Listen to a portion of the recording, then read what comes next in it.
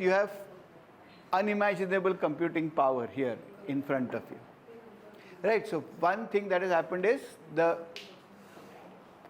ability of computers, the power of computers, and the cost has increased hugely, and the cost of computing has declined.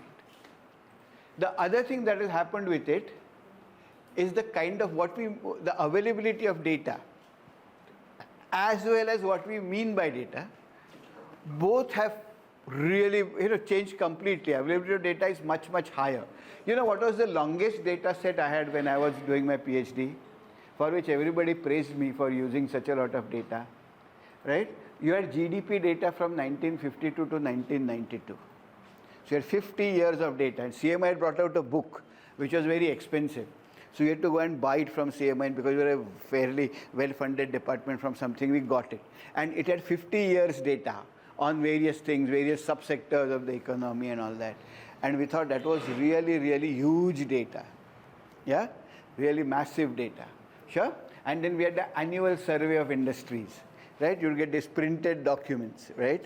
Okay? Which were kind of manual, then you had to enter that data, right? So that was the kind of, but now, what we mean by data changed completely, right? Data means just not numbers. Data is no longer just numbers. Data is anything which is informative, right? So be it numbers, and there has been a massive escalation in the kind of numbers that we have. For instance, at this moment, I know till yesterday, in every single PIN code of the country, what are the different MSMEs which were registered and of what type. Right, for example, I can definitely tell you where are the haircutting shops in every PIN code all across the country till yesterday, right? Okay, that's, for example, if I look at Maharashtra itself, only from that data set, I am looking at something like 45 lakh individual businesses, right? That's just one of my Excel sheets is that long, right? I have data on almost every single physical amenity that matters for every single village in the country. There are 6,40,000 villages in the country, and every village I know whether Anganwadi has adequate infrastructure or not. Whether that village has an all-weather road, whether there are streetlights in the village. I know whether the Panchayat Bhavan of that village has a separate toilet for women. For every single village I know this. Yeah? Okay? So I know a lot, right? But data is no longer only numbers. Data is anything that gives me information. So data is text, right? Okay, for instance, I can take a book and I can easily say a lot of things from that book which are actually numerical.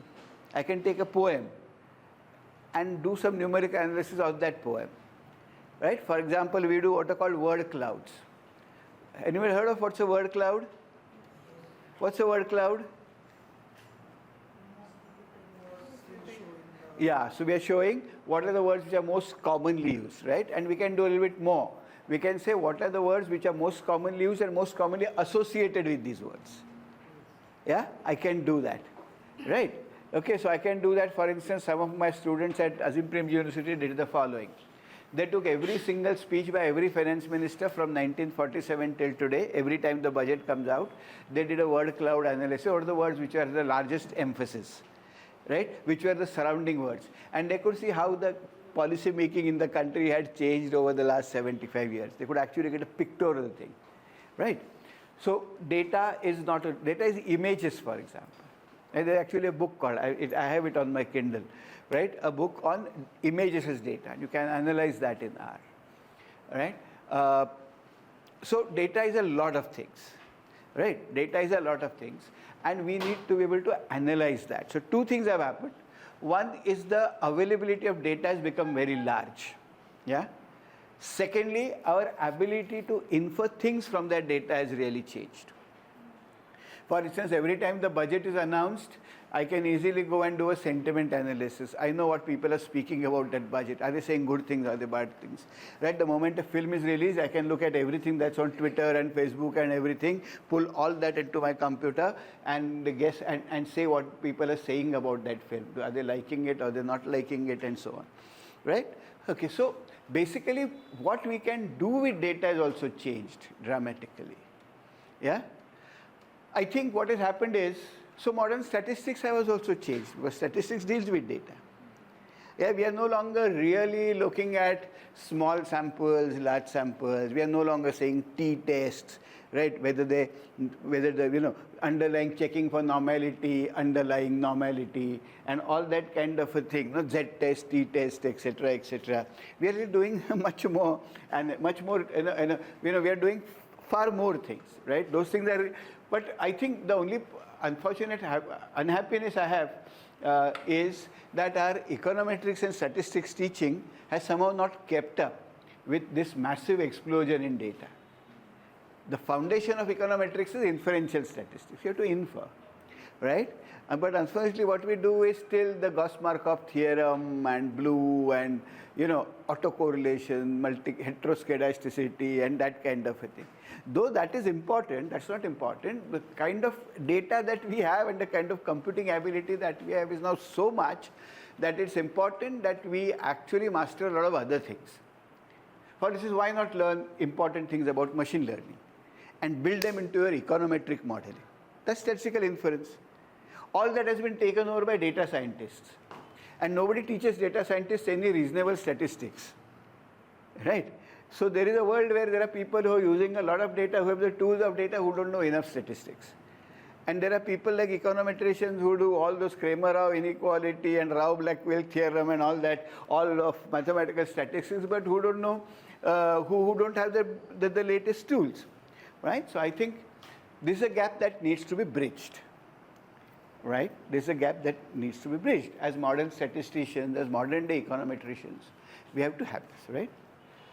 The third thing that has happened is very high quality, powerful programming techniques are now freely available. When I was a student in the Mumbai University, there used to be econometric packages which were paid, which were very costly, right? So we had one of my professors who had gone abroad who got a package for us. I don't think anybody even remembers that. It's called Shazam. We used to keep on doing regressions on that Shazam, right? Okay, then there was a thing called time series package, where we have a cracked version of that, right?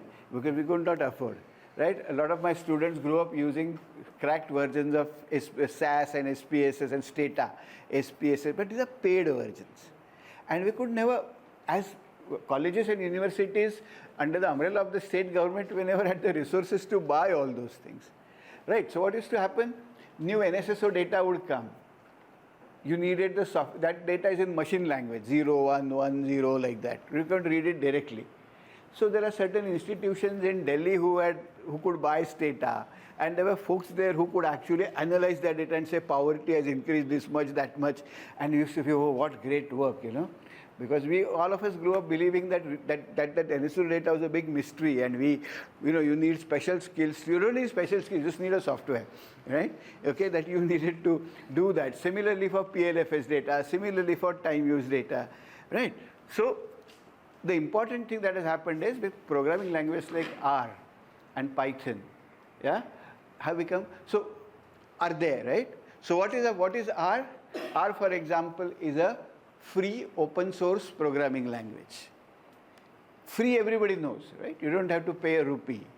Yeah, actually it's not free really, because you have to invest time in learning R. As economists, you should say, free mandla is something wrong, right? There's no free line, there's an opportunity cost for everything. So R is free, you don't have to pay any money out of your pocket, but you have to definitely invest time to learn it, right? That's the opportunity cost of R. Yeah, so R is there, right? Do you know what is open source language? What's open source? Free is free, Phukat, right? But somebody did an analysis. Now, there's an interesting book. I think all of you should look at that book. There's a book by a lady called Diane Coyle, right? Then the name of the book is Valuing What Matters, right? And what Diane Coyle is saying is that when we measure things like GDP, we measure things for which there is a market price. But with this digitalization, there are lots of things which don't have a market price. For example, I came looking with Google Maps. No price. It is a service which matters, right? But there is no price to it. Yeah? So how do I value it? I learned so much from YouTube. Free. How do I value YouTube?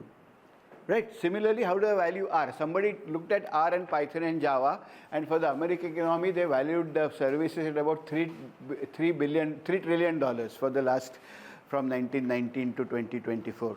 Right? So Dan Coyle's book is all about that. How do you actually change the definitions of GDP that you need to do to be able to incorporate a lot of things that we don't pay for, including the environment, but also including YouTube and including Google and including Google, right?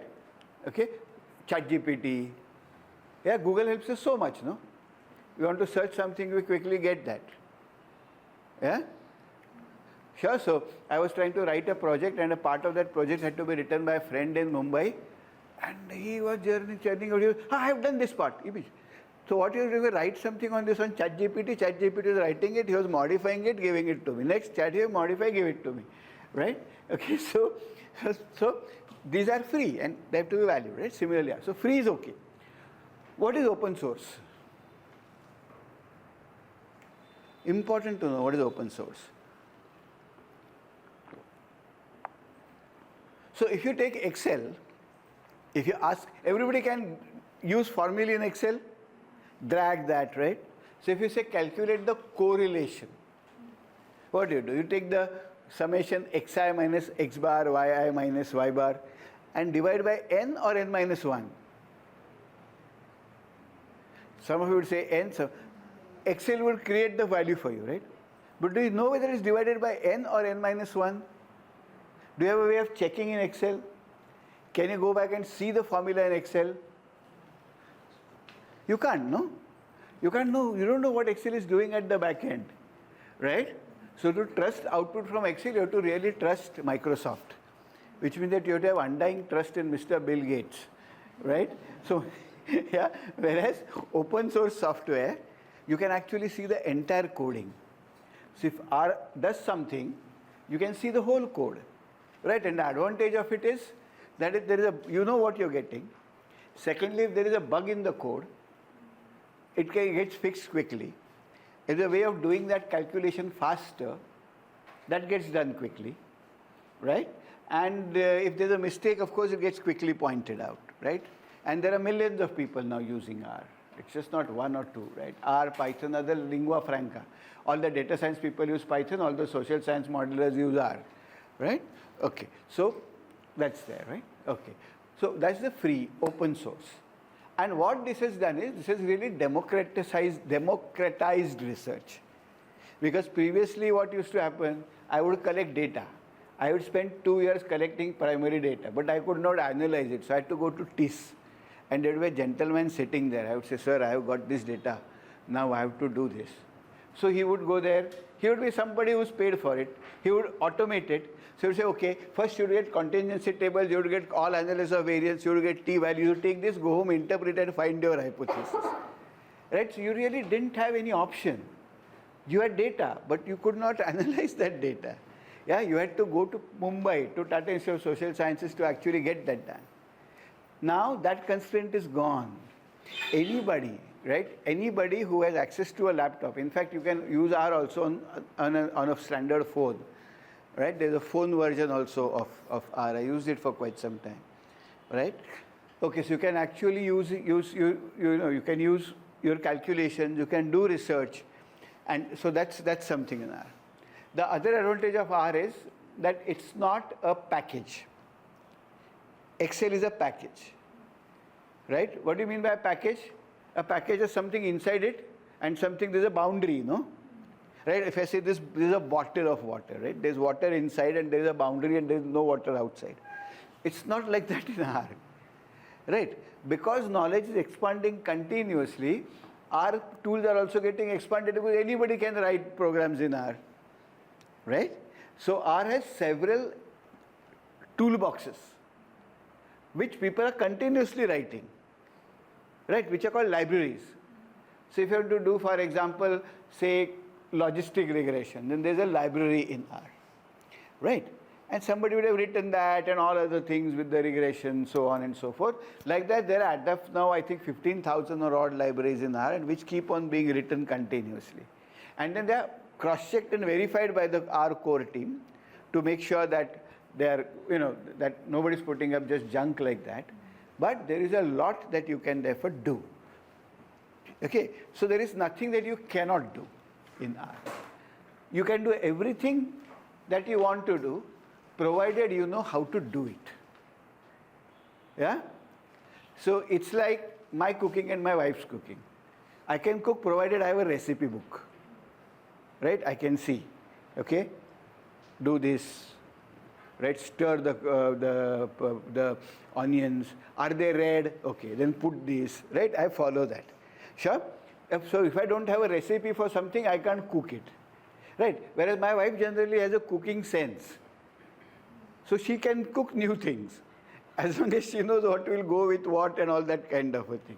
I don't know that, right? So Excel is like me, whereas R is like my wife. As long as you know what you want to cook, you can cook that. Yeah? As long as the ingredients are there. So R is like a big kitchen. And if you know what to do, you can take things and do things, right? Sure, otherwise for me, I have to watch YouTube and do things. In fact, even chapatis I make by watching YouTube. Okay, so what we'll now do, I hope everybody has downloaded our, last class we had about looking at, tables and all that kind of a thing. What we will start today by doing is, we will look at how you can, the first thing that you must do with any data is understand the patterns in the data. Right? Visualize the data nicely. Okay, explore various dimensions of the data. Today what we'll learn to do is to first we'll start by visualizing a data set and then trying to see how actually different types of visualizations can lead to different conclusions. Right? So you just need to, we are, as econometricians or people in statistics, we are used to only one type of visualization, the scatter diagram. No?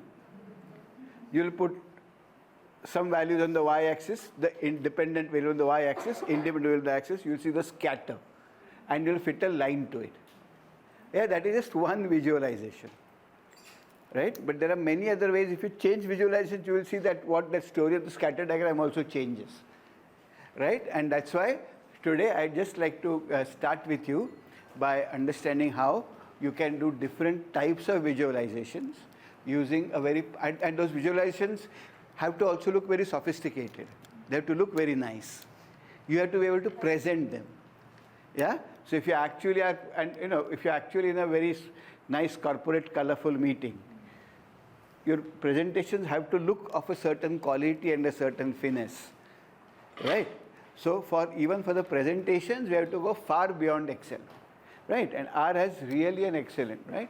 Okay, so we'll start by studying an unusual thing to start with. We'll start by studying penguins, right? Okay, we'll start by studying penguins, and we will kind of, we'll actually study something which you will find very unusual. We'll try to study the relationship between how fat a penguin is and how long its bill is, right? So we're asking a simple question, do fatter penguins necessarily have longer bills? Yeah? Do fatter penguins always necessarily have longer bills, right? So do penguins with higher body mass index have longer bills, right? And we have some data for that, right? So we will start. Yeah? The moment this network connection gets, by the meantime, do you have any questions about what I just said? Any clarifications? And one rule, only rule here is that if you don't get anything, please ask. Put your hand up and ask, right? So don't at all hesitate. Yeah? Sometimes we feel that, others are understanding, I'm not saying, how can I? But mostly everybody has the same problem and nobody is asking and everybody suffers. Yeah? So please, sure? Lazu naka. So everybody's got R downloaded, R Studio downloaded like last time. Everybody has R Studio downloaded? Okay. So now I'm going to my R Studio. Okay. Right? So this is what I get when I open my R Studio. Oh. Hello? Yeah. So, okay, I'm share the screen. So I'm now sharing my screen.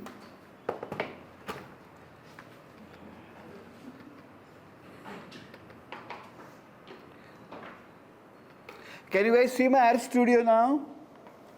Yeah? Everybody can see it? Okay. So now, what you need to do is, okay. So what I should do is go to File here on top. Yeah, you see something on the left hand corner.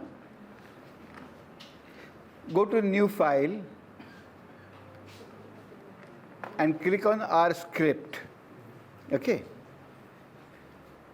A new R script will open. Right? Okay? Okay. So now if I say, this means that I'm assigning the number 3 to the object x. This is the assignment operator. Right? So what I'm doing is I'm putting 3 into the number x. Okay? And if I now select this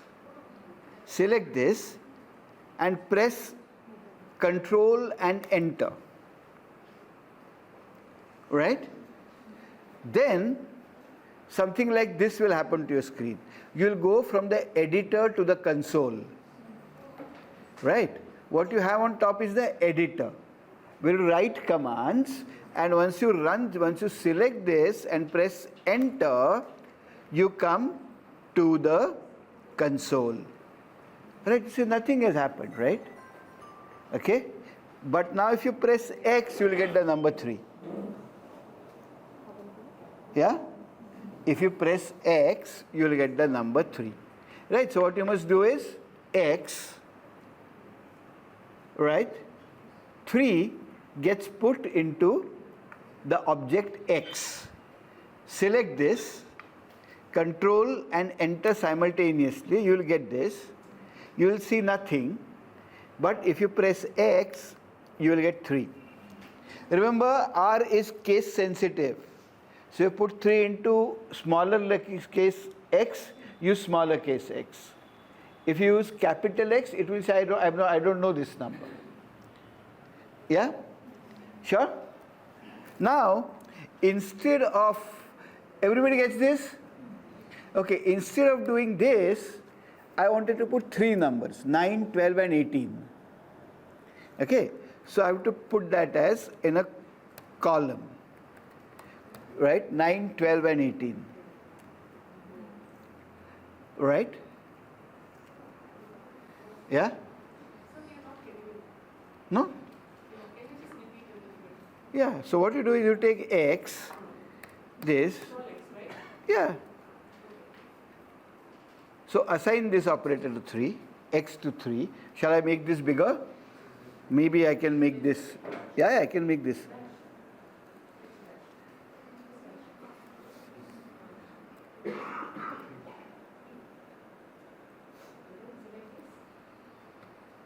So, now is it visible? Yes, now it's visible.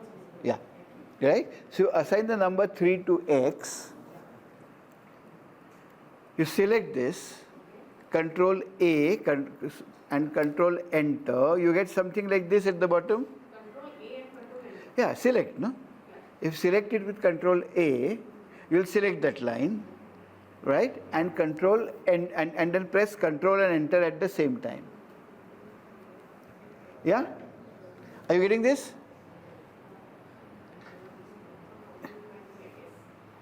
काय आलं भाऊ?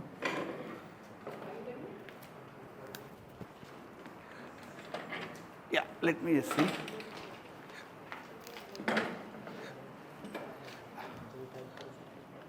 हाँ येतं ना तुला? You getting this? ठीक आहे खाली? अच्छा खाली है. Sorry, sorry sir. So you will get it in the console, right? You will get this at the bottom. There are two things. One is an editor and one is a console. You will get that in the console, right? Okay. So now, what do you mean? If you say X, it will print out 3. Right? So what it means is, the number 3 has been assigned to X. Right? Okay. Instead of this, Suppose I want to assign the numbers 3, 9 and 11. Right, so I write this as a column. If I want to assign a series of numbers, so for example, these are marks scored by 3 students out of 15. The first student has scored 3, the second has scored 9, the third has scored 11. Okay? Right, so C, 3, 9 and 11. C is small. Yeah. Okay? Right? Sure? Control enter, and now if you press X, select and press control enter, and you get 3, 9, 11. Yeah? Get this? Okay. Instead of putting these 3 numbers, I wanted to put a text. Okay? I want to say, hello, good morning. Okay? Suppose I want to write this. Yeah? Hello. If I write text in R, it has to be in double quotes. Right? R distinguishes between numbers and text. Right? Sure? If I put text, then I say X, hello, good morning, and that has to be in double quotes. Right? That has to be in double quotes. Sure? Okay, so select this, run, and if I type in X, you get hello, good morning. Yeah? And if you want to really know what X consists of, if you now say class of X, right, class X, so it has said character, right? Class, if you say class bracket X, it says character. Why? Because hello, good morning is a character. Yeah? Hello, good morning is a character. Whereas, if I say X is equal to 2, 4, 5, 6, 7, right? If I say X is equal to 2, 4, 5, 6, 7, yeah? Right? And if you select this and press enter, and if you now ask for class of X,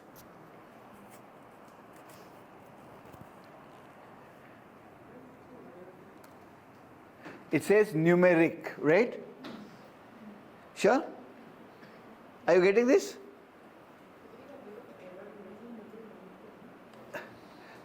Just check. 2, 4, 5, 6, 7. C. Yeah, C into bracket. If you're putting a series of numbers, it has to be C into bracket and whatever numbers you have.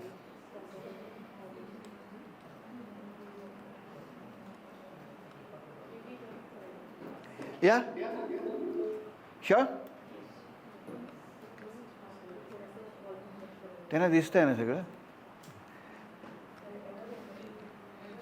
Error येत नसतं, आपण करत असतो. पाऊस येतो. No problem, no problem. काय नाही. X is C, right? C. Where have I made the error? Small c. Small c. Oh, capital C. Okay. Oh, okay, okay. Small c होता का? हाँ. That C, when you're putting things in numbers, concrete will always be small c. Don't make sure that your cap lock is not pressed on continuously. Yeah, you getting this? Right? Okay. And then if you ask for the class, it says numeric. Where do we ask for the class? Anywhere. So if you say class X, right?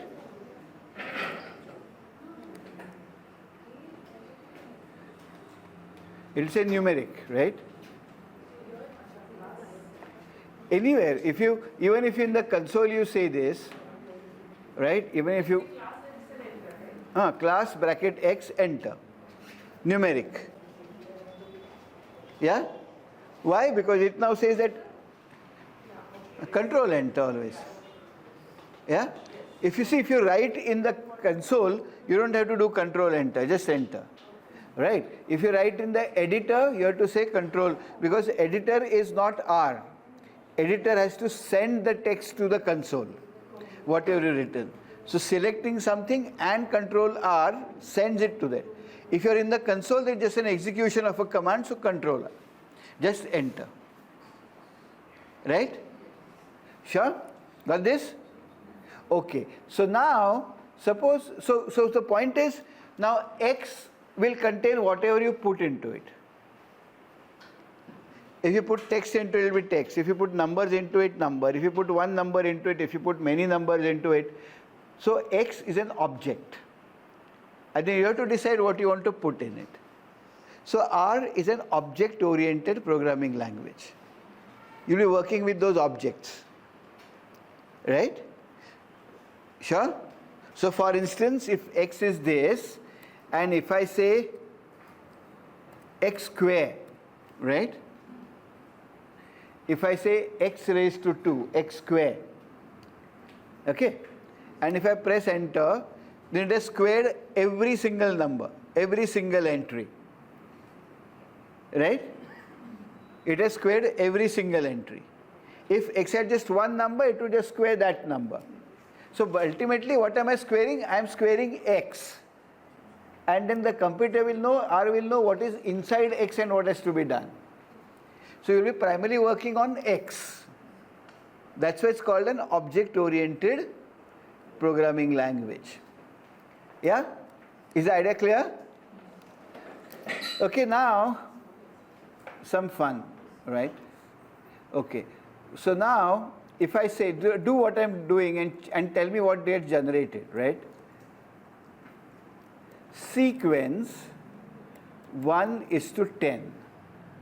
If I say X, SEQ 1:10, right? Execute this, select this, Control A, Control R, and then check what you get in the console.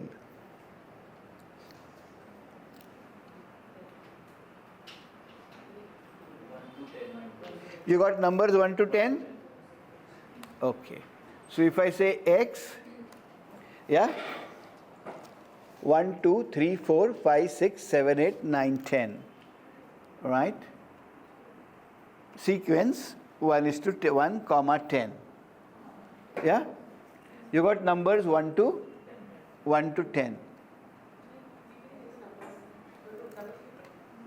Because you have to go down and say X, no, again, in the console.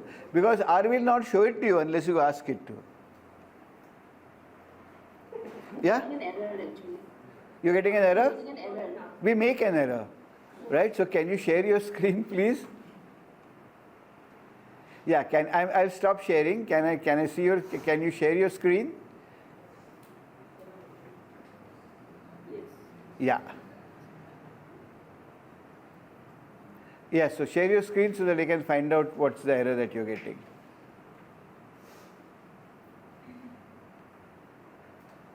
Got the correct answer? Pallavi is getting an error.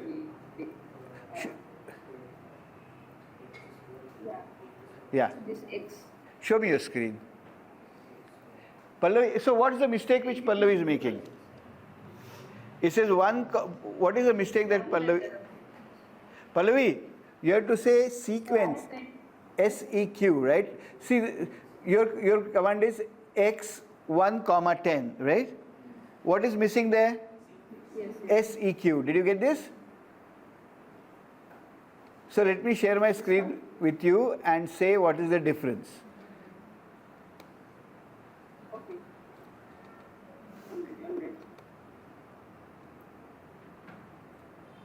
Yes, sir. Can you see the difference now, Pallavi? I'm asking for a sequence of numbers 1 to 10. You have just put this much, right? Yeah. Your screen is not visible. My screen is not visible. No. Is it visible to everybody else? Yeah? Yes, sir. Yes, right? Now it's Okay. So Pallavi, you see, what is this command? It's a sequence of numbers from 1 to 10, yeah. right? Okay. Right, so you're not written that sequence, no, SEQ. So how does the computer know what to do with this, right? So SEQ, what we're doing, we are using a function. SEQ is a function, right? And we are executing that function on numbers between 1 to 10, right? Okay, now if I do this, by equal to 2, right? If I add by equal to 2 to this function, yeah? Right? And if I say control, if I select this and if I say control R and then get X, what have I got? What have I got?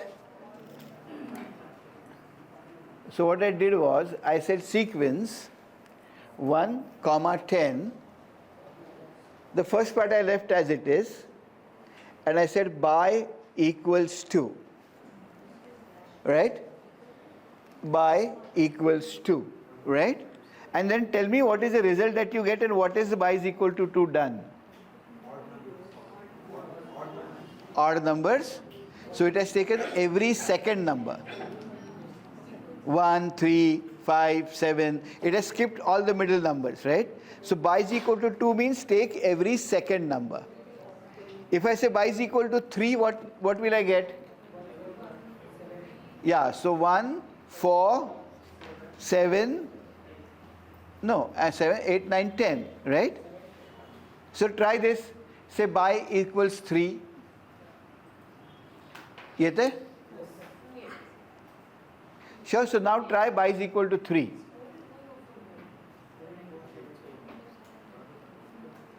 1, 4, 7, 10. 1, 4, 7, 10, right? Okay, so now suppose I do by is equal to 3, right? Okay, so I get, okay, 1, 4, so if I do, as you said, x 1, 4, 7, 10, right? Now suppose I want to generate a sequence of 1 to 200 and take every fourth number. I want to generate a sequence of 1 to 200 and generate every fourth number from the sequence of 1 to 200. What will I have to do? Take sequence 1 to 200. And by equals 4, right? By equals 4. Allah? I want numbers from 1 to 200, every fourth number. Yeah? So I must do 1, 200 and every fourth number, right? Sure? Okay, so if I plot that x, I'll get all these numbers, right? Okay, now if I ask you how many such numbers are there? How many such numbers are there? What will you do? Count, right? But you can't count 1, 1, 1, 1, no? It will be boring, no? So all that you do is length of x. Right? Yeah? And how many such numbers are there? 50.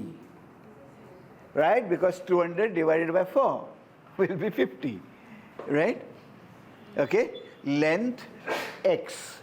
Length x. Right? So what do you get? You get 50. Right? Suppose you were wondering whether there are 40 such numbers. So suppose you wanted to check whether there are such 40 numbers and not 50. Right?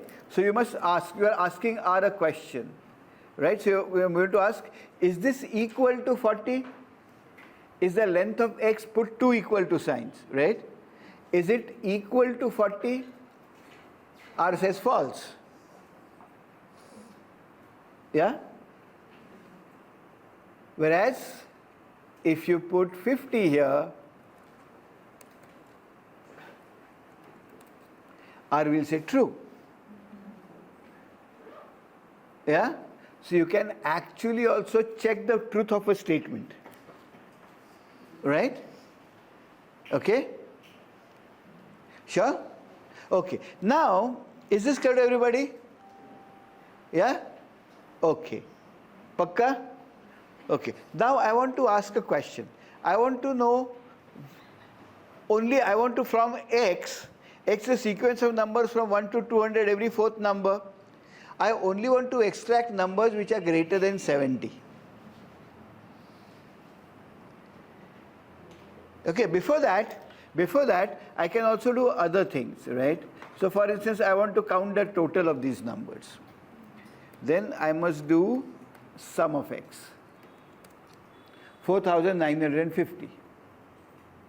Right? I have to calculate the sum of X. Right? So sum is a function.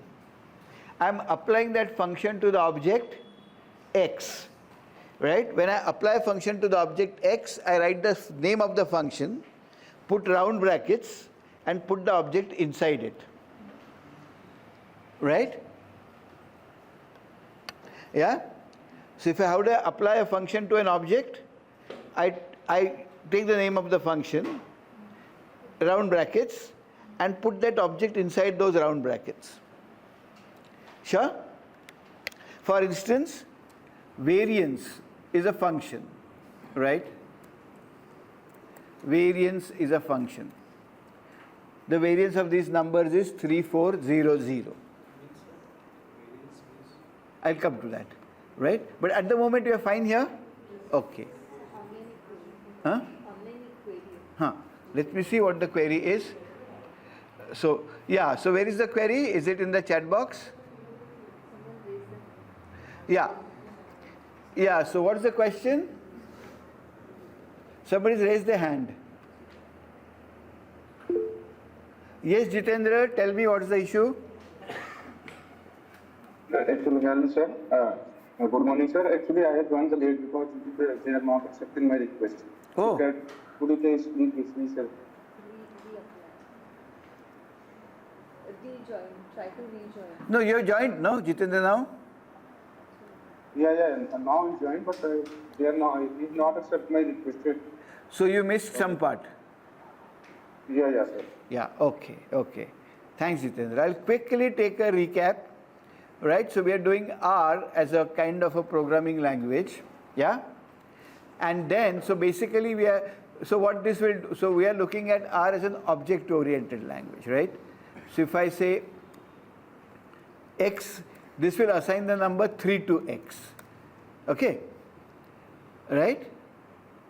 So if I do, for example, X is equal to sequence, say 30 to 70, right?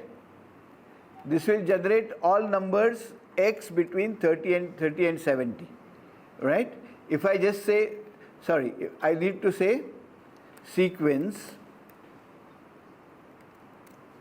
yeah, it will generate all numbers between 30 and 70, right? If I want to generate every second number, right, I do this.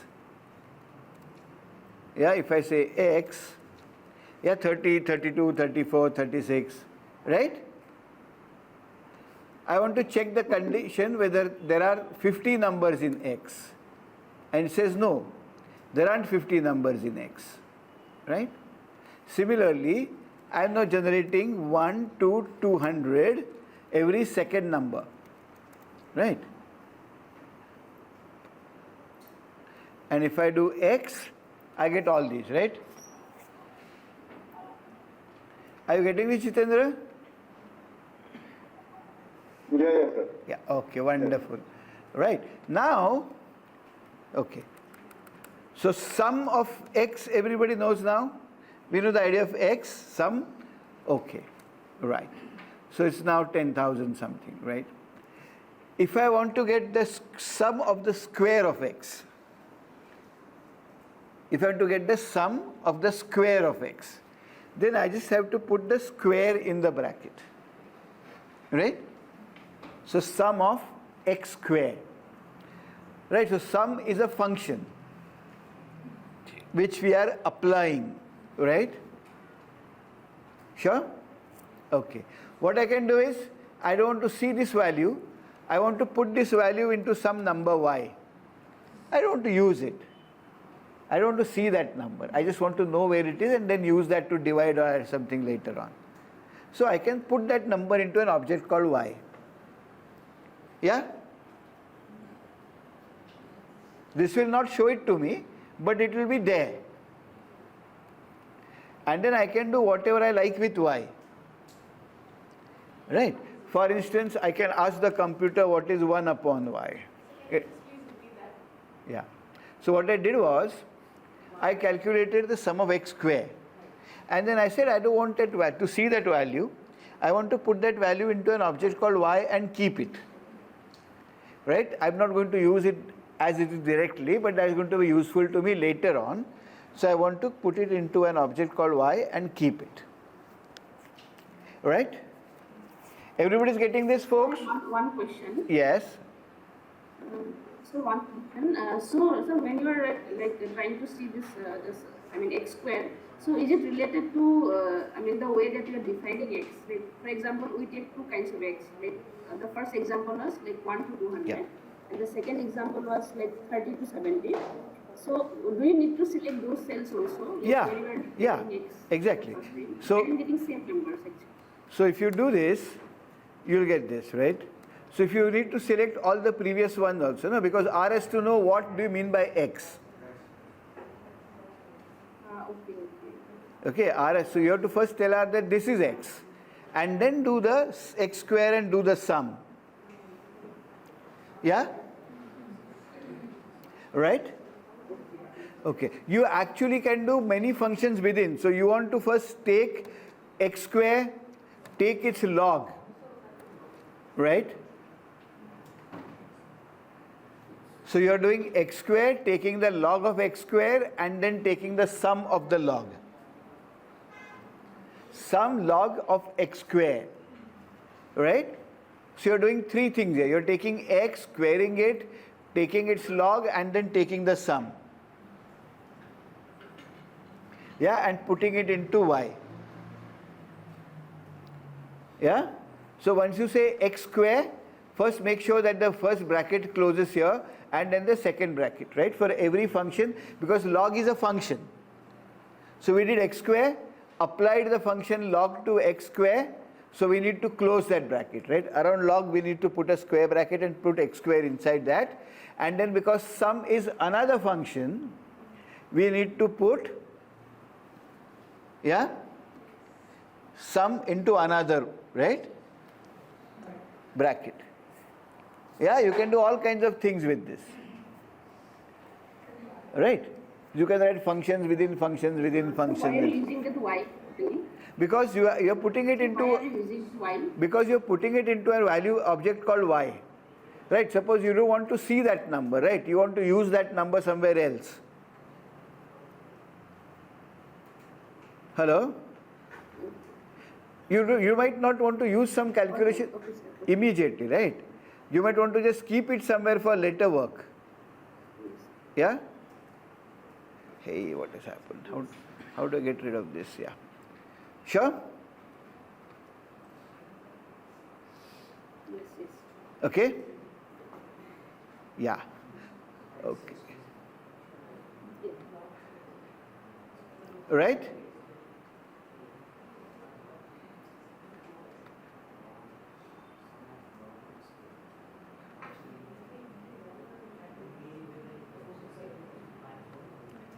You're getting this? Is it clear to everybody? So exercise, right? Take numbers between 1 to 10,000, every fourth number. Take every fourth number from 1 to 10,000. First tell me how many such numbers are, right? And tell me what is the sum of the squares of such numbers. So take numbers from 1 to 10,000. Take numbers from 1 to 10,000. Take every fourth number of these, right? number from 1 to 10,000, take every fourth number of it and tell me what is the sum of the square of such numbers.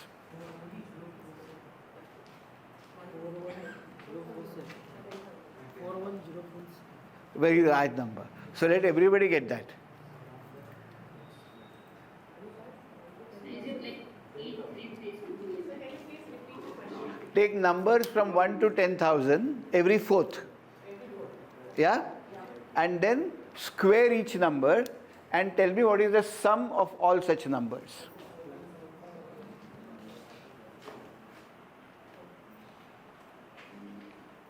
So 83308. Let's do that.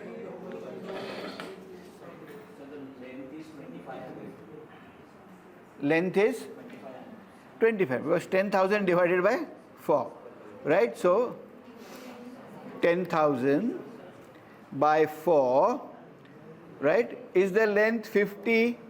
Answer will be false, right? It is false. And then what you do? Sum of x square, right? I don't need this extra bracket. Sum of x square. Sure? And then see why? Yes, it's a very big number, no? It looks like an Aadhaar card number. Yeah, 8. Yeah, 8330833250. Yeah? Right? Yeah.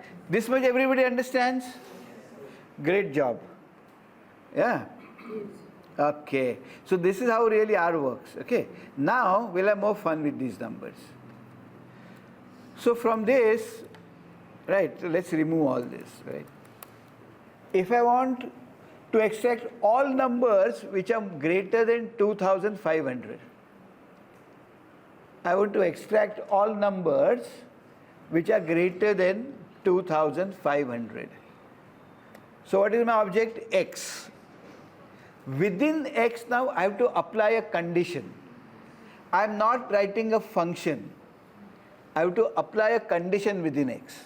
I have to check every number in X, and only if that number is greater than 2500 I have to check it, right? You write, if you're doing this, then you write a square bracket. X greater than 2500, right? If you run this, you get all these numbers which are greater than 2500, yeah? Sir, can you please repeat it? Yeah, x greater than 2, but you have to now put square brackets because now we are doing inside and checking, right? We are applying a condition. Yeah?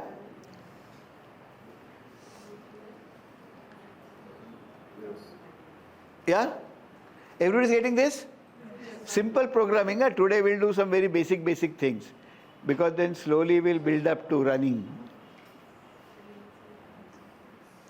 Just to kind of get that R is nothing dangerous. Nobody in the world has ever been bitten by R. And machines also never exploded.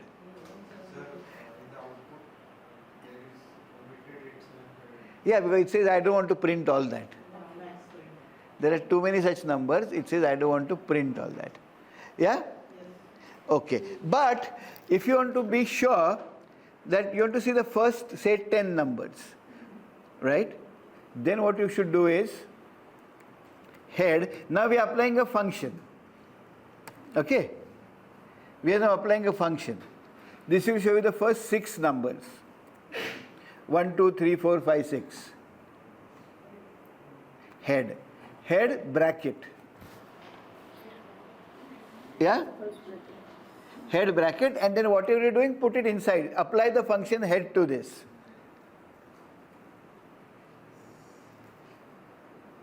Yeah? So it should show you the first 6 numbers. So you should get, once you select this, run this, you should get 2501, 2505, 2509, 2513, 2517, 2521. So how do you know that, like, you have to select the 6 numbers, like... No, R by default selects 6 numbers. If you want 10, then you have to put it like this. Right? By default, R will give you 6 numbers. But if you want 10, then you say comma 10, and then you'll get these 10 numbers, right? Yeah? Yeah.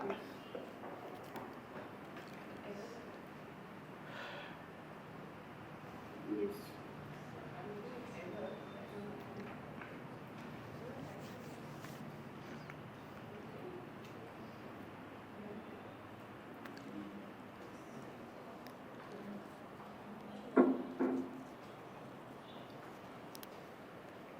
Yeah? Getting this? Sure?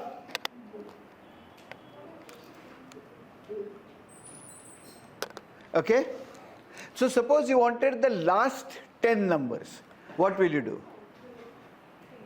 Tail. If you wanted the last 10 numbers, what will you do? So do it. Do it. If you want the bottom 10 numbers, no, so head, what do you get? I'm getting 1, 5, 9, 13. What is your x? Have you chosen x correctly? What is your x? Have you written this on top?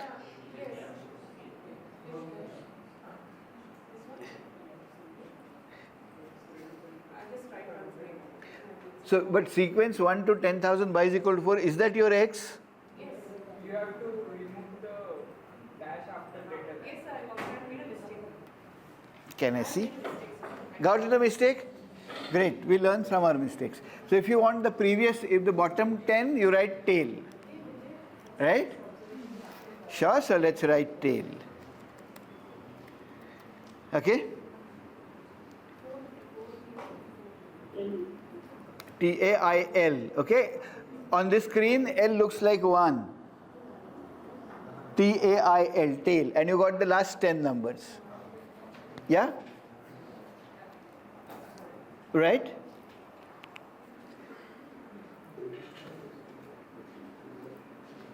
Sure?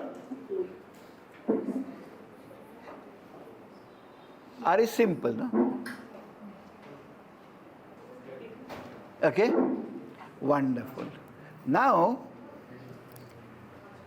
everybody is with me up to here? All the online people also? Yeah? I hope so. Right? Yes, sir. Okay. Right. Okay. So now, suppose I want to take the reciprocal of all these numbers. I have to make 1 upon. So 1 upon. Yeah? All the reciprocals. 1 upon. Yeah? Correct?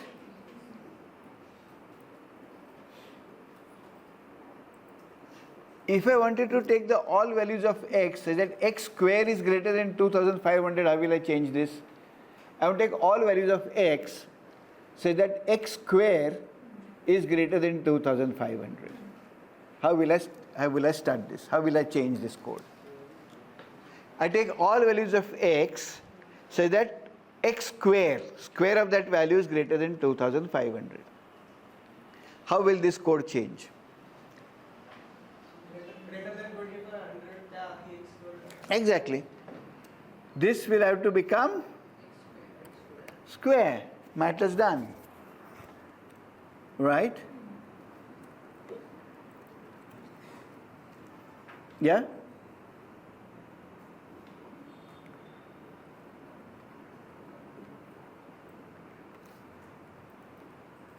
Yeah? Okay? So can you repeat that? I'm not getting this. No, so if you want to get all numbers such that the square of those numbers is greater than 2500. So all that you do is to inside this x, raise it to the power 2. See, so do I need to do this like for all the functions that we have done? I mean, the last 3 or 4 commands, like starting No, with, nothing. Just change x square. For tail. Only for tail, no? Because we are only looking at the last tail of all those. If you want the head, then you put head here, right? Got this? Nine. So what are the results, sir? Can you show outcome? Here. Yes, getting this. Correct. Okay, folks? Right? Okay. Now, suppose I have to write names of students. Names of students will be what? Characters, no? Yeah? So, I would say 3 students. Neeraj, Savita, Rajesh, or say 4 students. Pallavi, right? So make sure that you put each of them in double quotes because these are characters. Okay? Make sure that you put each of them in double quotes, but there has to be a C in the beginning because we are concatenating them, right? So C. So write this. C, and C has to be small. Yeah? So what is the meaning of C here? See, because we are putting everything in a column, no?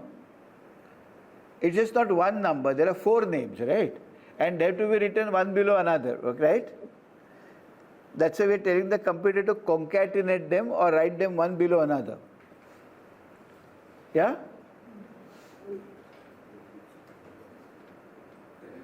So there is a space, sir, between the names. No, that's okay. That doesn't matter. One space. That doesn't matter. But comma. And the names have to be in double quotes. Each name has to be in double quotes, okay? Yeah? Right? Got it? So if I select this and type names here, I get Neeraj, Savita, Rajesh, Pallavi. Yeah? Then suppose marks. Okay, C. Suppose an exam out of 100 marks. So I get 50, Savita gets 70, Rajesh gets 40, and Pallavi gets 80. Yeah? Right? So marks 50, 70, 40, 80. Right? Sure? Now, if you ask the computer class of names, it will say character. If you ask the computer class of marks, it will say numeric. Just check that. Right? Sure? So class of? Class bracket names. Names is an object now, right? Sure? Yes. Names are objects. So I am asking the computer to tell me the character class of the object names. And it's saying that that class is character. So those are characters. Pardon? You have to select both the cells, right? I mean, both the. Yeah, you select both the rows, right? Not Names necessary. also and the class also. Not necessary. You select both. If you select one particular line, that line will be executed. Yeah? Okay, yes. Character and numeric, yes. Got this? Okay, now suppose I want to put these together. So I want to put that into an Excel kind of a spreadsheet. So Neeraj, marks. Savita, marks. Right? I want to put that into a Excel kind of spreadsheet. Right? So let me call that object results. Okay? And then I write data.frame names marks. Right, so what I'm doing is I'm now asking you to put it in a data frame. What's a data frame? A data frame is exactly like an Excel spreadsheet. Right, so names will be in rows, individual names, and individual marks will be in the rows. Names will be one column, rows will be one column. Yeah? Right? Okay? Sure? Now if you select this, okay, and now you want to see this. So capital V, small I E W, we have to apply the function called view to this. Right? We have to apply the function called view to this. Yeah? View. VIEW. Right? And press enter, and you see something here on top? Yeah? So if you click on, pardon? Can you repeat this view? Like, so you will see something like this. Yeah, so I'll just repeat that, but so names, Neeraj marks, Savita marks, right? So basically, you have to be able to see this. Are you getting this? Everyone is getting this? So results, I put it into a data frame, and the data frame is the most basic object we'll be using in R.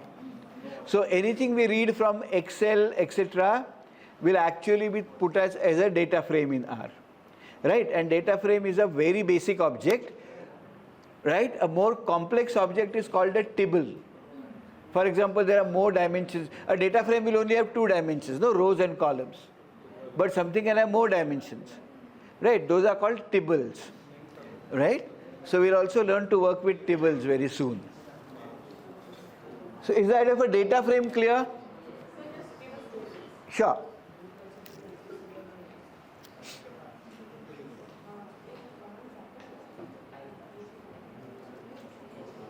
Make sure that the names are in double quotes, marks are in just marks like that, and there are as many marks as double quotes, right? Try to make 1 mark less and see what you get. If you make 1 mark less, so there are 4 students and 3 marks, right? It says you can't. Yeah? It says you can't, right? So let me put Pallavi back to her 80 marks, otherwise she'll get angry. Right? Mother result na ala म्हणून. Yeah? Sure? तुम्हाला असं खूप वाकायला लागतं का तिकडनं? नाही ना, तुला दिसतं रे व्यवस्थित? असं एकदम नाही करायला लागत ना? तर पुढच्या वेळेला काय अमृतांजन वगैरे घेऊन. नाही? Okay. Are you being able to see this? Yeah?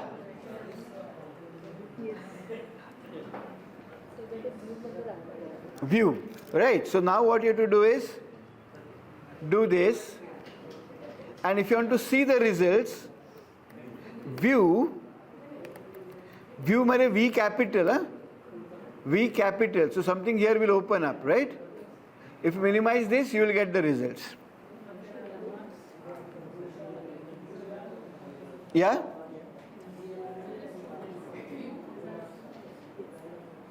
Right?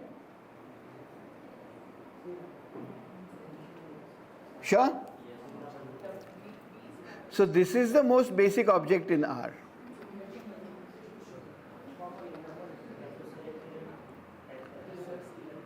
Is everybody online being able to get this? Okay, folks? Right. Okay. Now suppose you want to withdraw from this marks, students who's got more than 50 marks. What will you do? Results, square bracket, right? Marks greater than 50, right? And what do you get? 50, 70, no. Right? All my marks are except the 3rd mark, so it does not work like that. Right, just keep it here, right? Sure? Marks. Okay?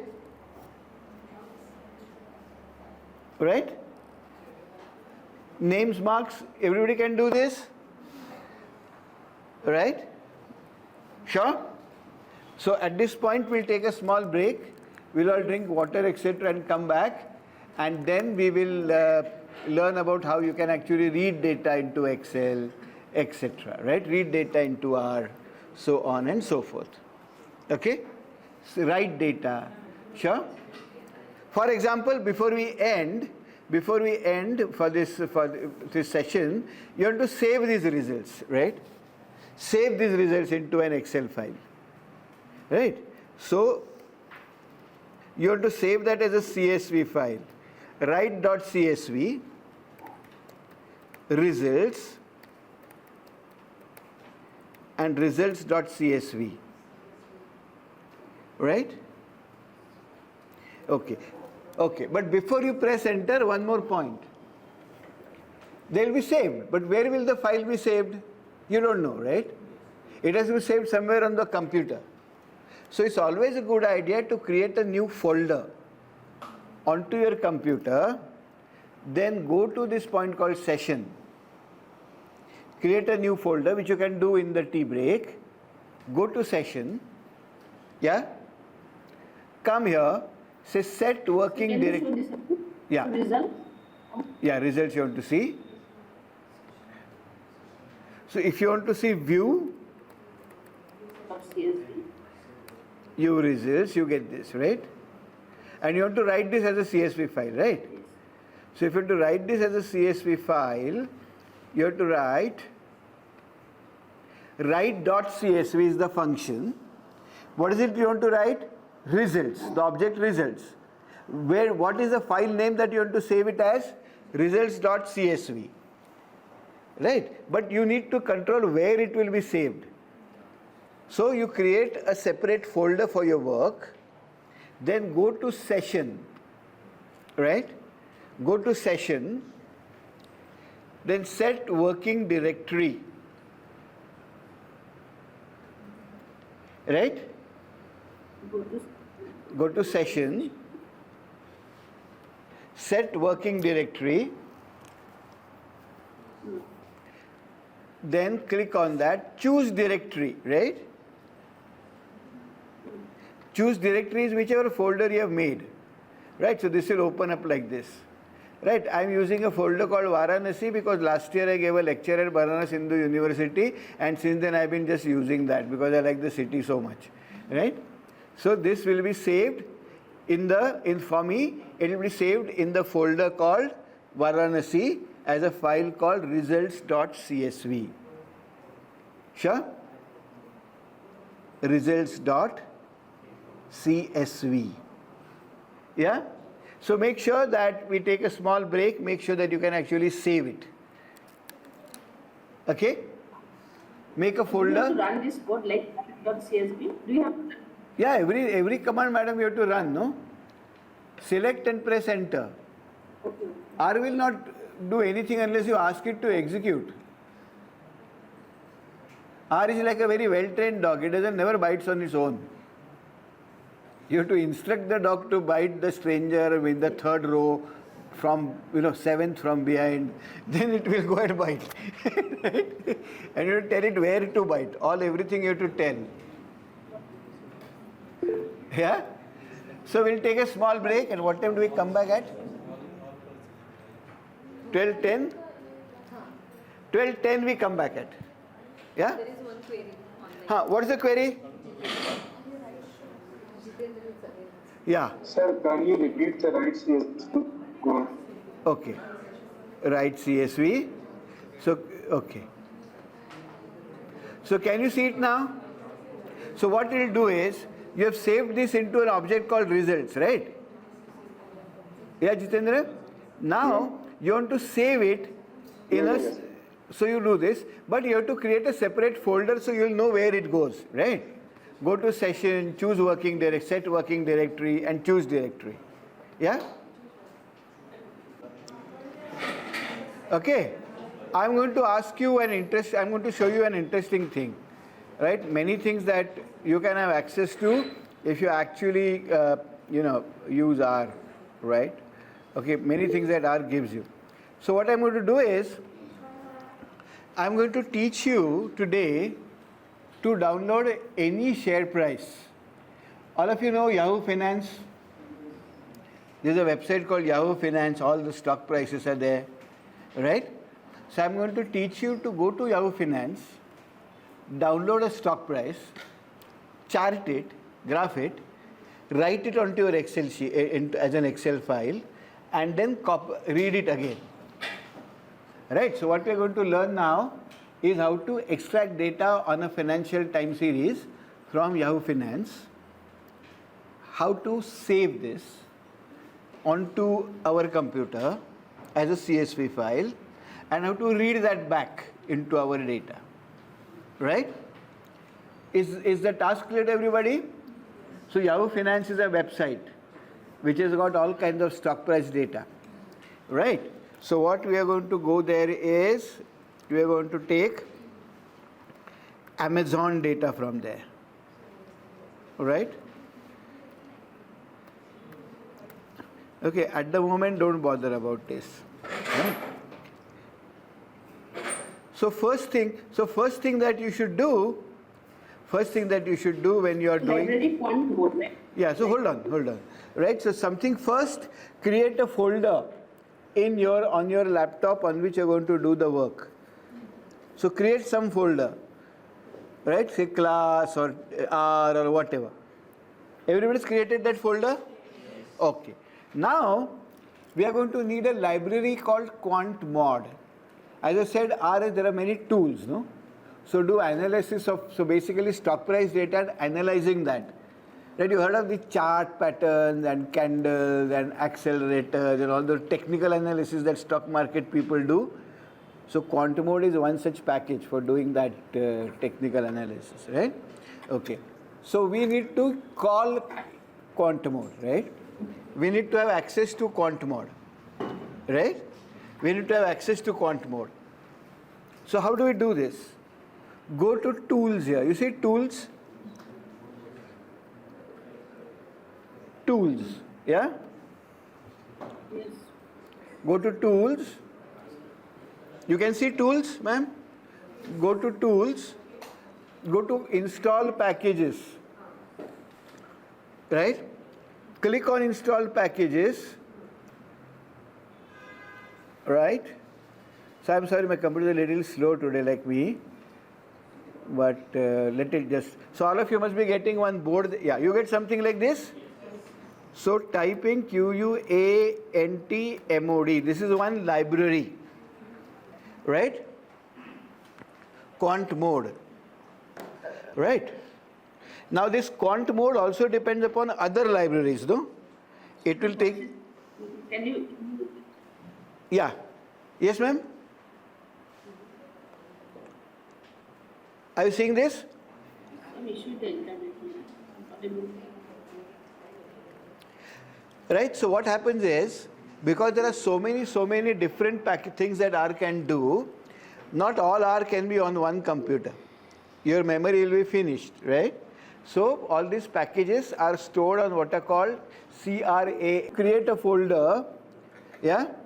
Then you need to go to install and you need to install packages. Yeah, QuantMod. Are you here? Is everybody understanding this? All the online folks? And then, because this package or this library is also going to depend on functions from other libraries, they are called dependencies. So we also ask you to install dependencies. Okay? Right? And then I press enter. Right? I press enter. Right? You will not get the message I am getting because I already have it loaded. Sure? Yeah, so because I will get the message QuantMod is in use and will not be installed, but for you guys you'll get an install, you'll be able to install it, right? QuantMod will be installed. Yeah? Right? Everybody's got that QuantMod installed? Everybody's got this? All the online folks? Yes. Okay. Now we have it in our computer, but we need to call it in our program. Right? You have the fish in the fridge, you have to bring it to the kitchen table, right? So you have to say bring fish. So like that you have to say library quant mod. So the computer knows it should open the fridge and get the fish out. Yeah? Right? So library quant mod, right? Library quant mod, right? And this will essentially say, make sure that the functions in that package are now available to you in this program. Pardon?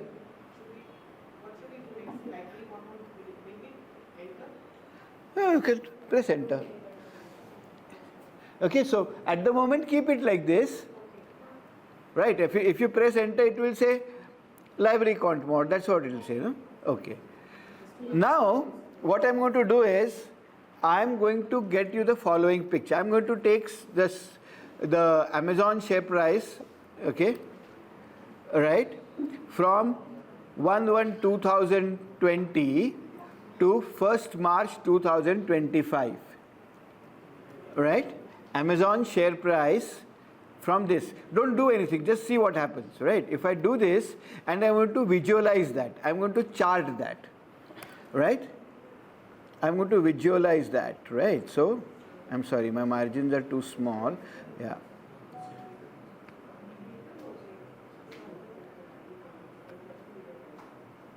So you see this graph? Yeah? It's the Amazon share price, right? Sure?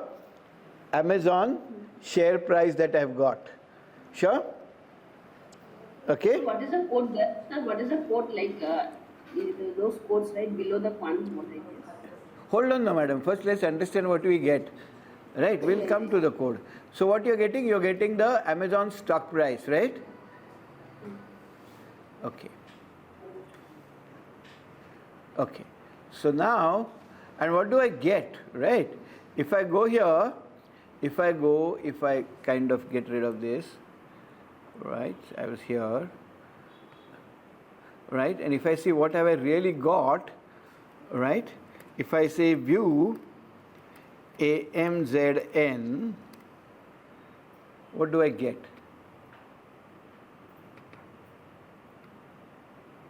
Yeah, I get opening price, I get high price, low price, closing price, volume, right? Adjusted all that.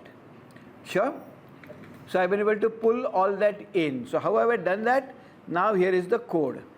Right? So what do I do? The command is get symbols.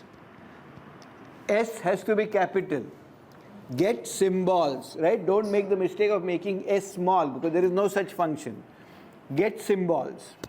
Then what is the symbol? Amazon, for which the ticker name is AMZN, right? Sure? AMZN, all of them are capital. AMZN, Amazon, right? You have to, because that's a character, you have to put it in double quotes, right? Okay? Then, comma. Then you have to tell the computer, because we are now telling the computer the next thing. We have to tell the computer what is the source. The source is Yahoo. Right? So again, double quotes, Yahoo. Right? And from which date? 2020. There has to be a space. Pardon? There has to be. Yeah, ma'am? So is there a space like you have to? No. You have to put a space. No. A space. No, not necessary. You can do it like this also. I copy pasted it from one book, that's why I'm getting spaces. Right? So you don't have to do. Yeah? And actually this can also be on the next line, but for all of you to see, I want it on the, otherwise it will go out of the out of my screen. Right? From 2020-0101, so year first, dash, date, month, date, this is YYMMDD framework. Year, month, date. Yeah? So get symbols. Then what symbol you want to get? Amazon stock price. AMZN, that's the code for it in the Yahoo Finance. AMZN has to be capital. You have to put it in double quotes. Yeah? And then you have to write SRC is equal to Yahoo double quotes. SRC is source. Right? R has to know from where to get it. From which date to which date. Right? 20/01/01. So this is year, month, date. Right? And then you've got this, don't do anything else as of now. If you get this, just press enter. Select this, select ContMod also, library, this, and just press enter. Yeah? Date format is Year, month, date, day.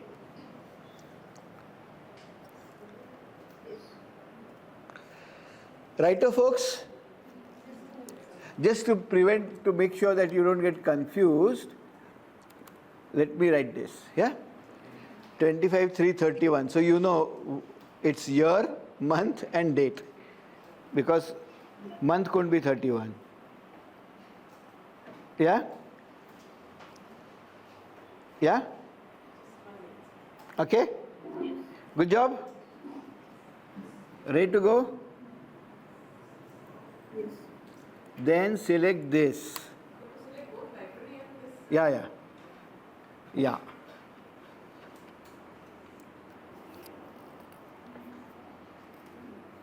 Yeah, so you get symbols. This has been run. Here is the code. Right? At the moment, don't bother about this chart series, okay? Because we are still not visualizing this.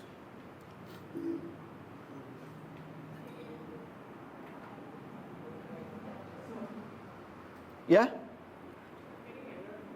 You're making an error. Net, please make sure connected to the net. Error? Getting? How many of you are getting the data? Put your hands up if you got the data. नाही आलाच त्या कोपऱ्यात नाही net चालत मला वाटलं. You got the data? You got the data? What's the challenge? What is it saying? AMZN. It has said AMZN, no? So data is there. Unless you ask it to show it, it will not show you. You got AMZN? What to do next you want? Okay. Now, okay? Right? Everybody's got this online, folks? You got something called AMZN. It will not show you. It will keep and do. No, sir. What is your computer saying? Actually, error in the gate symbols of and detail. Can I? Gate symbols error. Have you put S capital?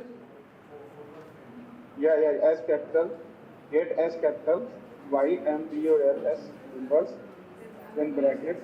Can I see your screen? Yes, sir. Okay, I'll stop sharing. Show me your screen.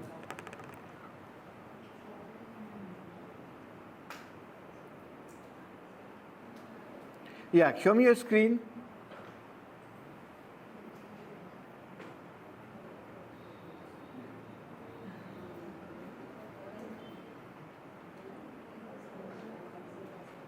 Yeah.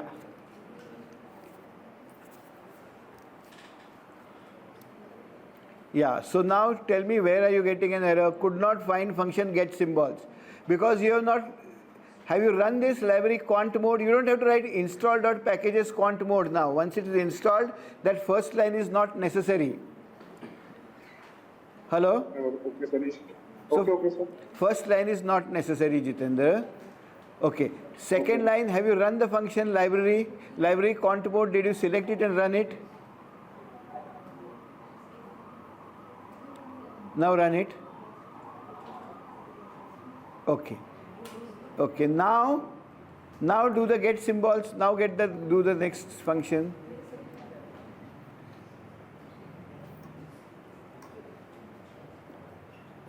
Okay, sir. Sir, why coming the 89X? No, that is your old thing, that Amazon, AMZN, right? So it has read the data and kept it there. AMZN it is showing you, no? Yes, sir. Yeah, okay. So you've read the data, right? Okay, thanks. So can you stop presenting, Jitendra? Thank you, unless you want to take the rest of the lecture.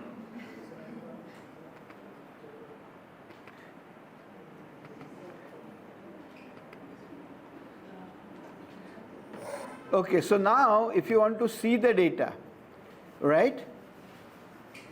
Okay, go to your console and just say view, VIEW, AMZN. Don't put the double quotes, right? View, V capital IEW AMZN, right? Sure, view, V capital IEW AMZN, right? And you minimize this. What do you get? Amazon.open, Amazon.high, Amazon.low, Amazon.close, Amazon.volume, Amazon.adjusted. Yeah, how many entries? 1317 entries, right? Okay, and how many columns? 6 total columns. Right? Righto? Okay. So now, so close this, right? Close this. Okay? Close this. Now, if you want to chart this, right? I want to make this smaller and then run this. Okay?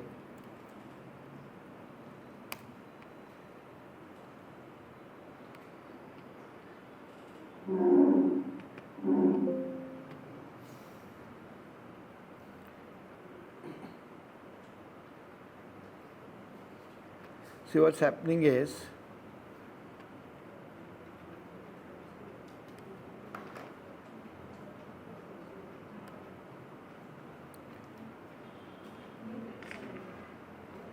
yeah?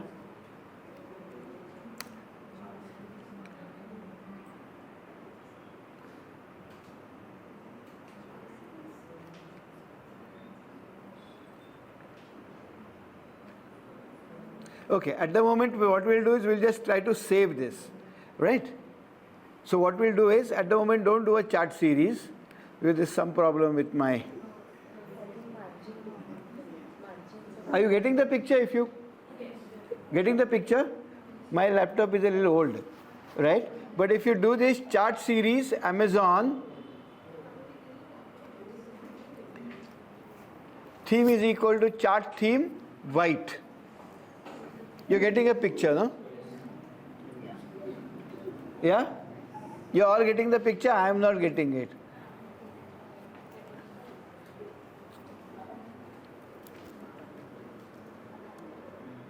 So what is this white doing basically? Like if we change the color from Change the white. to Okay, try changing the color from white to something else that you like. Whatever color you like, try changing the color.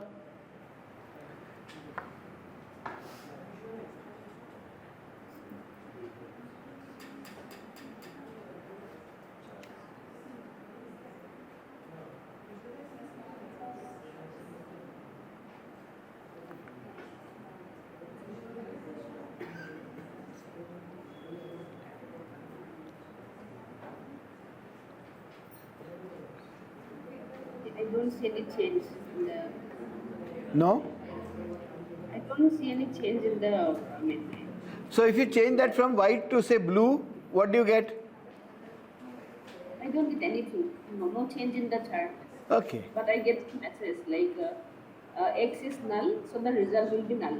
Okay, so you're not getting any picture, it's still showing you the old picture. Yes, yes. Right? We'll come to that. We'll slowly understand why that's the case. Yes. Right? So result null means it's still showing you the old graph, it says I can't draw the new graph.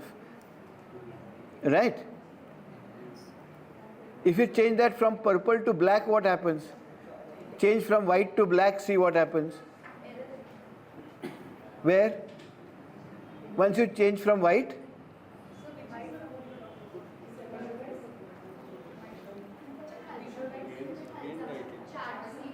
Yeah, so I do see a black, I mean background. You see a black, no? Yeah? Background changes. So background became black, right? So what does it mean? That there is no option called purple, right? There are options of white and black, and there might be other options. So if you make it black, what happens? It shows the chart. It shows a chart with black background. If you keep white, it shows a white background. Right? Okay? Sure? You understood what that does now? Yes. Color? Right? Okay? What is that? Visualize. No, that line don't worry. See what happens? Remember, I put a hash here, na? I have this line here, right?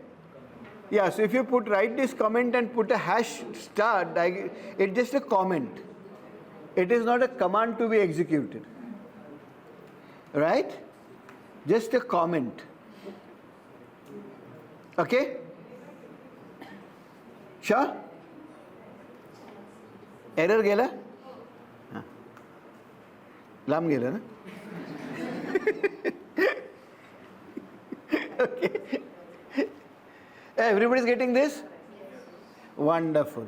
Okay, now how to write this? Right? How many of you are familiar with the idea of a moving average and all that? नाही ना अजून moving average पर्यंत आपण आलो नाही ठीक आहे so let that be will use it in the next class right okay now we have to save this data right okay we have to save this data no हे graph आ गया right you forget it is right okay then the command that you have to right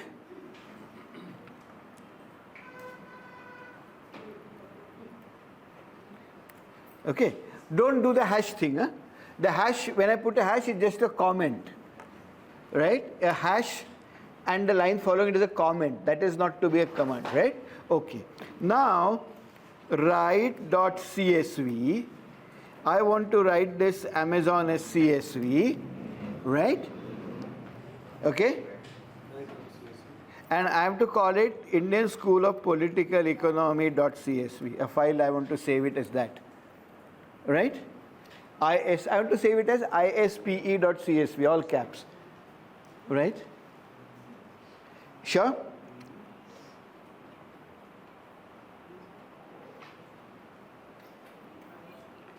yeah So that is the name, sir. Like any this you can do save. nothing you can give any name that you feel like yeah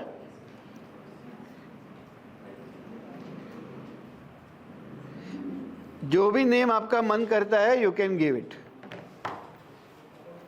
right okay ISPE.csv sure if you press enter right so select this and press enter right now go to the select this and press enter yeah select this and press enter now not right now no in the sense so this file will now be saved somewhere you created a work folder to do this okay now go to that folder and see whether there is a file called ISPE.csv you can open it in Excel open it in Excel ISPE.csv go to Excel and open it from where folder see whether it's opening it's opening no so the data have been saved now for a CSV file right sure okay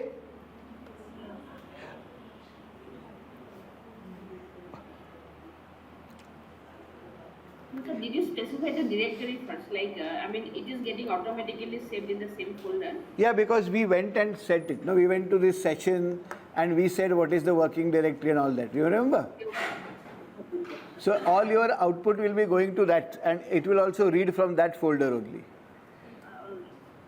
now I want to give you an exercise okay We have to get data on Google stock prices, right? We have to gather data from Yahoo on the stock price Google, right? And the ticker for that is, right, the symbol for that is GOOG, Google, right? So you have to now do one thing. You have to get data from Yahoo on Google stock and then save it onto your computer. You have to give some other name, right? You can't use ISPE. You have to give it ISPE, Google, whatever, right? So read the data from Google and save it as onto your hard disk. Then we'll learn how to read that. Save it. So you understood how to do it?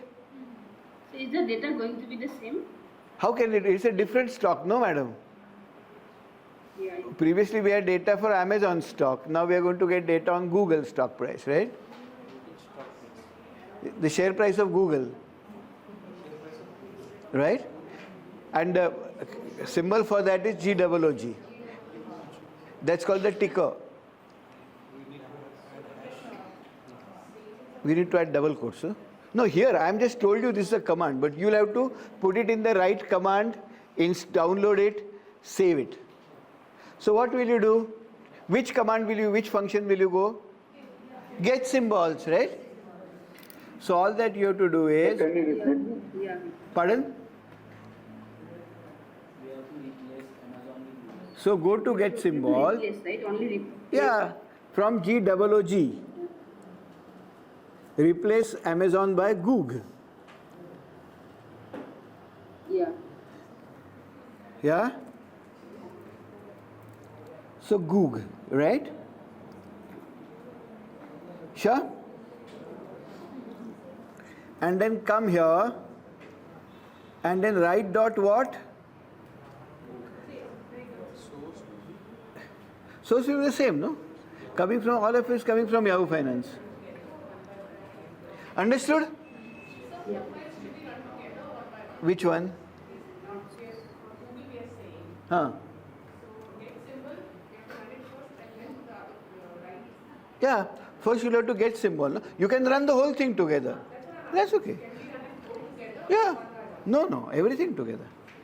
But you'll have to do here, go to here, say write Goog here, and then you'll have to change the name. Suppose ISPE goog.csv.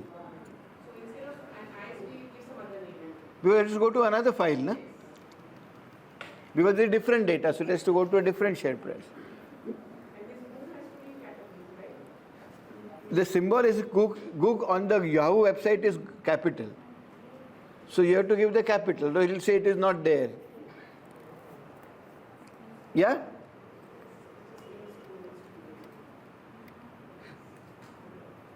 New Delhi, if you write small or caps, still remains the capital of India, right? But that doesn't work for R. New Delhi small is different from New Delhi cap.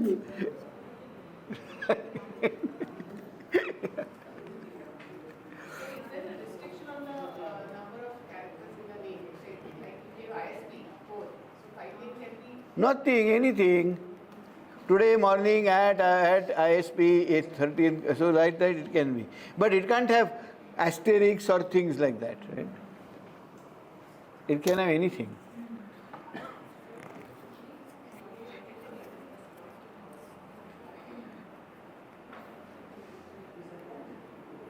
Yeah?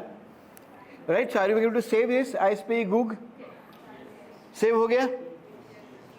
Right? Everybody is getting this? Sure? Right? Okay, now suppose we want to read this data in, right? So you have to read this in another program. Right? Sure? Suppose you close this everything, tomorrow you want to read it into your R. Or any other, so this is like any other Excel file, any other CSV file. So now we'll learn how to read a CSV file, which is there on your laptop. As long as it's saved as a CSV file, how to read that. We have specified the directory. You have to tell R where to read it from. Always better to set the working directory, otherwise you have to give the whole path. And whole paths can be very winding with these computers, right? Okay. So what should we call this? Suppose we call this data, right? Read.csv. And what was the file name?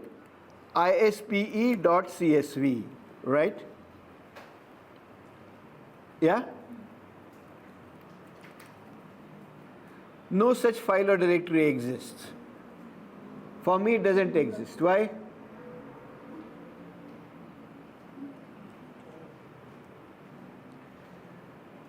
Why do you think? What is the mistake that I made? Because when I came, we came back from the break, I didn't set the working directory. Yeah? Okay, now my working directory is Varanasi. Okay? Open. Right? So now I'll go to my Yahoo. Now see, it will start behaving properly. I go here. Alright? I run this. It saves my, forget the chart series. I don't want the chart series as of now, so I'll just kind of remove this. Yeah? Now I will read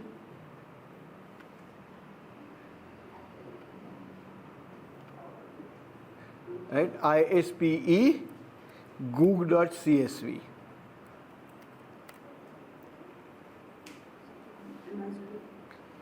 You know what Sir, is... can you repeat? Yeah, can you repeat? Yeah. What repeat? So basically, what I did was, I saved this file, right? Yeah? I wrote this and saved this file as ISPE goog.csv. Yes, sir. So are you opening a new file? Are you opening a new file? I'm opening a new file, a new R script, right? Yes. Okay. Yes. I open a new R script because I want to read it as a new R script. Yeah? Yeah. So read.csv, the name of the file in double quotes. ISPE.csv, right? ISPE goog.csv. Right? And if I now say view data, if I see this is the Google price.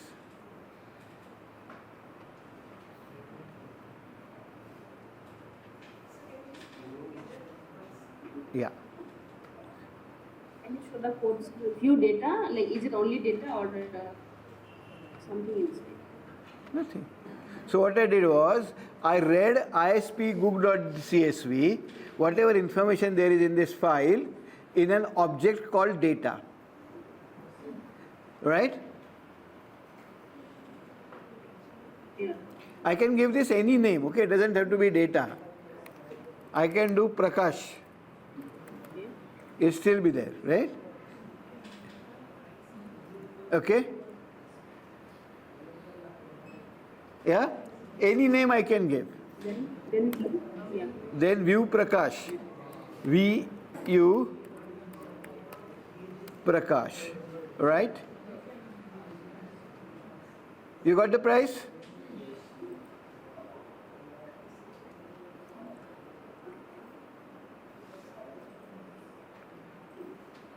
Yeah, you got the price. Yeah, so you read the data, right? Yes. Okay? Now, your task is, you have saved the Amazon data in a file called ISPE. Right? You have saved the Amazon data in a file called ISPE. So read it into an object called Delhi. Delhi, right? DELHI. So read the Amazon data file that you saved into an object called Delhi. DELHI, all small letters. You can put everything in capital also, right? But we people in regional states like to keep the center small. Pardon? क्या होता है? We make errors. Yeah. Right. Because once we say we make errors, it helps us to solve it. So see, where have you saved this? Have you written the name of the file exactly as it is?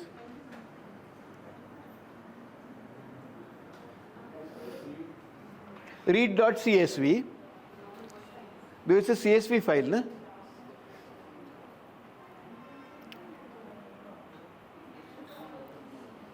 Yeah? Make sure everybody can read this. So others should read the Amazon file data. Read it? Yeah? Yes, done. Done? Yes.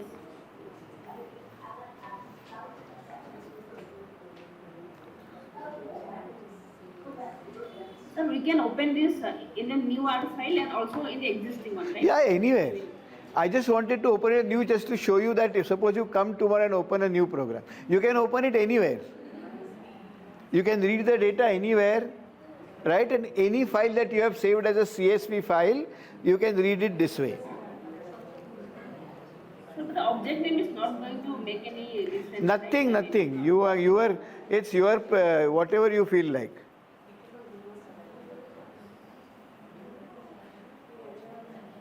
You got a cat home. Now you can name that cat anything you feel like. Right?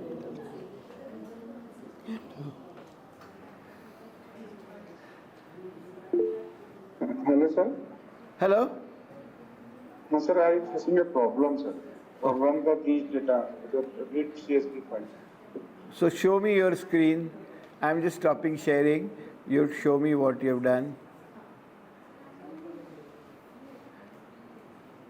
I'm just stopping sharing. Huh? Okay. Show me.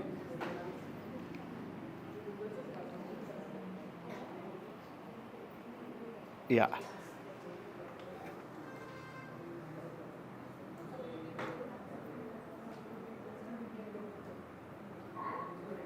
Neeraj 112 is a very long name, no?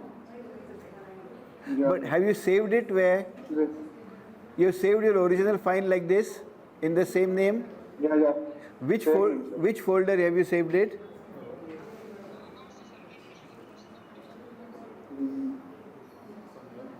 It's here. Yeah. It's here, no? Okay. Then have you set your working directory to that? Just check whether all the names are correct. Okay, sir. Just check whether all the spelling is correct.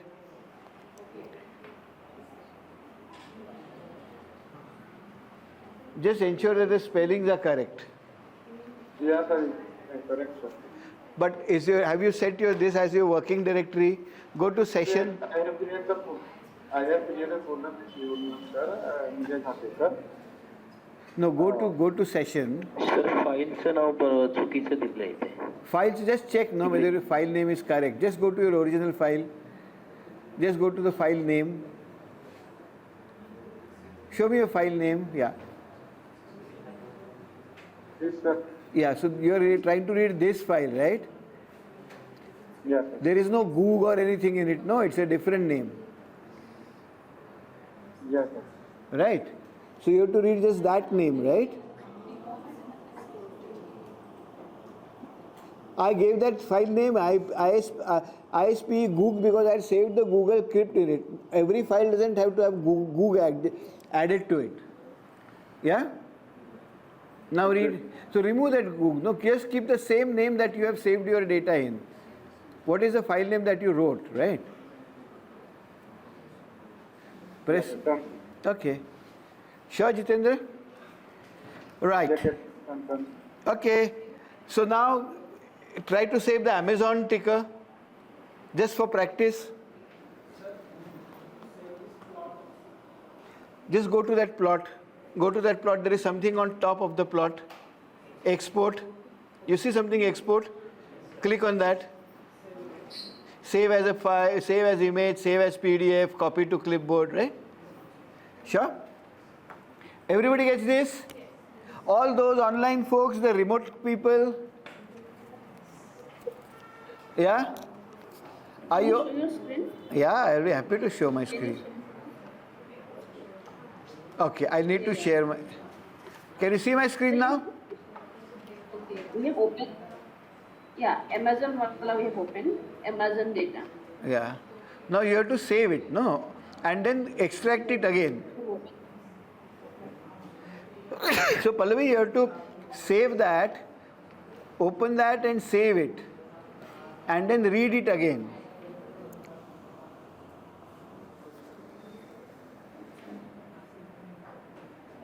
Yes, sir. Yes. Getting? This is the most important skill. Extracting data, saving it, reading it. Yeah. Yeah. You have done this, I think. Getting? Now say view Prakash or whatever. See if you can see that.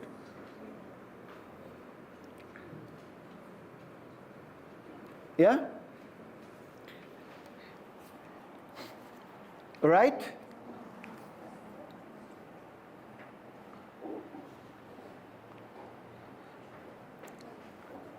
Are we all getting this? So we have now, what have we learned so far? Basic ideas about R, the idea of an object. We learned that R functions in two ways. There is an editor, there is a console. You give commands in the editor by selecting those and say control enter. Those commands go to the console where they are executed. You see the results there. But R is an object-oriented language. So whatever results are generated will go into an object, and unless you state the name of that object, they will not be shown to you. Right? Then we learned the different classes between numeric and character. Right? Then we learned data frame. Yeah? Then we learned how we can actually get data into R from various ways, right? Just two ways really, how to read a CSV and how to get data from the internet, how to save a file and how to read a file. Yeah? Is there any doubt about this? This probably is the most basic skill that you need to start in R. Yeah? Everybody can do that? Everybody is comfortable? Perfect? I have one question. Yeah, One Pallavi. question. Yes, Pallavi. Okay. So like so this time we have we have derived the data from Yahoo. Right. So it could be from any source, right? You could be anywhere. You could even put Yeah. your own data, right? Yeah. So we have to save that data. Like let's say we are saving it in the .csv extension in the Excel. So that Excel file has to be saved in the particular folder. And Yeah. then next time we want to Exactly. use the data, we have to just import it, right? Yeah. I mean, You can the read file. it from CSV, you can read it from Excel directly, right? Read.csv is not the only way. There are many other ways of reading it, right? So we'll learn all those different ways soon. We can also read specific parts of an HTML table from the internet. Yeah? We can read data many different ways, right? So we're just starting with one very simple, straightforward way right now, but as we learn more, we'll be able to use data in many different ways. Yeah? Huh. Of course, everybody has to practice. Yeah. You.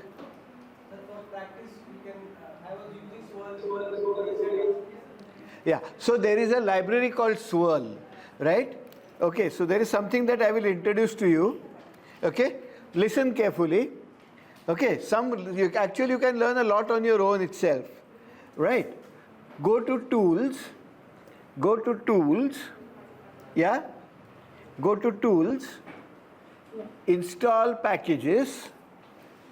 And say Swirl, right? Not Swirlify, Swirl. Yeah, Swirl. SWIRL, Swirl. Sure? Press enter. And then because I have got Swirl, I will not load it again, right? But so install Swirl. Then type in library Swirl, right? And then say Swirl empty bracket. What Swirl is your self-paced package for learning R and statistics, right? And you can actually get some credits on Coursera from that, from the Johns Hopkins University, right? Okay? So select this. Yeah? What shall I call you? I'll call me ISPE. right?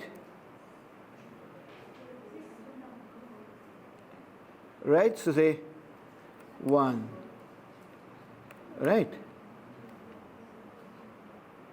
So now if you keep on doing this, you are programming, the basics of programming in R. Right, so if you go to swirl, yeah, run swirl, it will take you to basics of programming in R. Click 1, it will take you through a self-paced exam, keep on asking you questions and teach you the basics of programming in R. Yeah? Yeah, so if I just do this swirl, right, it'll ask you what shall I, so now I'll have to get out, right? Okay? So if I do swirl, what shall I call you? Right? So now I can't give the older name because it will take me there. So I now call myself IPSE, right? Sure? So press enter, yeah? Yeah, press enter. And then if I say 1, let's get started. What do you want to learn? R programming, right? So if I say 1 now, it'll start teaching me R programming. Yeah? If I say 1, right, it's going to tell me some, so basically 1, 2, 3, 4 basic building blocks, workspace and files. You remember we have actually done the first 4 today. Right? Basic building blocks, workspace and files, sequence of numbers and vectors is what we have done today. Yeah? So what you can do is, you can practice, right? Also, another very simple, go to Google and just say basic programming in R. You'll get lots of things, videos, free material, etc., etc. This book is freely available in R, right? Modern Statistics with R, right? Mans Tulin, right? This will be our basic text. It's freely available on the internet, right? And the first chapter of this is really the basics of R. Right, the first chapter of it, running R code, R scripts, right? The second chapter is really the basics of R, right? Mans Tulin, this is freely available on the internet. Sure? So use that and just go through the second chapter. Also swirl you have, right? And the next class, if you have any difficulties, please get back to me. We'll then deal with them, right? Next class, what are we going to do? We're going to do data visualization. We're going to deal with penguins in the next class. So learn about penguins, okay? How many of you actually seen a penguin? No? I have. Not in real life. I've seen the real life. I saw this in Boston, I think. But you can see them in Mumbai as well. Go to the zoo in Mumbai. There are baby penguins also. Yeah? So is this clear, folks? Any difficulties you guys have about what we did today? So yes, that the last command, the swirl command, what is the benefit of that? Madam, if you learn swirl command, then it will take you through a self-learning in R. Right? So if you select, then it will take you what you want to learn, no? If you want to learn basics of R, etc. Yeah? So it will take you through a self-taught, self-paced course. Yeah?